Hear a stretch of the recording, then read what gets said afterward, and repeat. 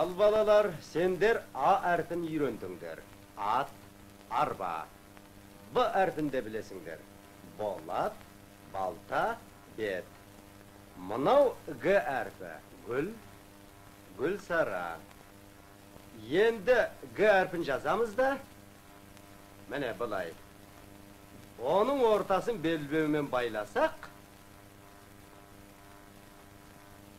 Г болып шыға келеді. Ғани.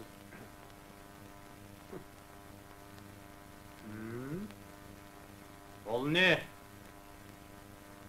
Менің шәкірттерімді орыс қарпын үйретіп жатырсың ба? Әлде бұларды кәпір болсын дегенің бе, Ыбырай? Қане балалар, тараңдар. Астағыфыраллай. Оңбассың сен, Ыбырай, оңбассың. Күнеден пәк балаларды орысқа шоқындырып, мұсылман діннен бездірейін деп жүркенсің ғой. Бұл орыстың әріптері емес, шоңмұрын. Қазақтың әріптері. Тегі әліппесі жаңаша. Қайдағы жаңа әліппе? Мен саған көрсетейін жаңа әліппені. Оныңыз не? Өшірмеңіз. Арам қолыңды тигізбе маған. Мен сенімен Майсары болыстың алдында отырып сөйлесермін әлі. Діннен безген. Әне шығыңыз. Кетіңіз деймін. Кетіңіз. Тоқтаңыздар.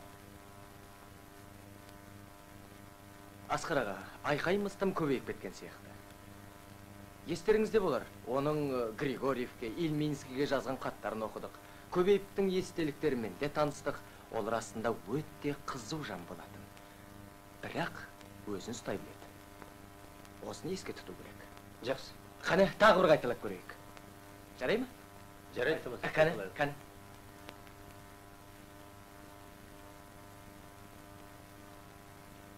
Ана бүкін. Ол мұғалім театрда ұстаз бейнесінің қалай жасалатынын көргісі келді.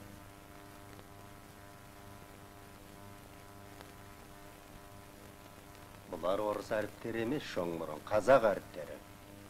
Тек әліппесі жаңаша. Мен бұл жерге бекер келген жоқпын. Өзімнің бір оқушыма тым қаталдық еттім.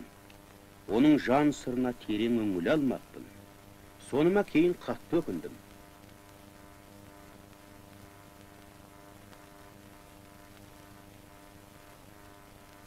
Бірақ ондай қате қайсымыздың басымызда болмайды. Біз кейде ұлы педагог Ушинскийдің педагогика өнер деген сөзін ұмытып кетеміз.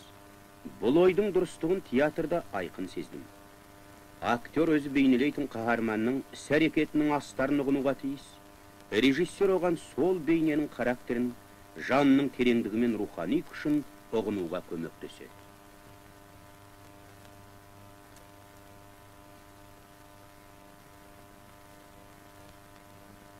Ал біздер педагогтар бала жанының күрделілігін айқын білуге тиіспіз. Өйткені оның болашақта қоғамға келтірер пайдасы да біздің тәрбиемізге байланысты ғой.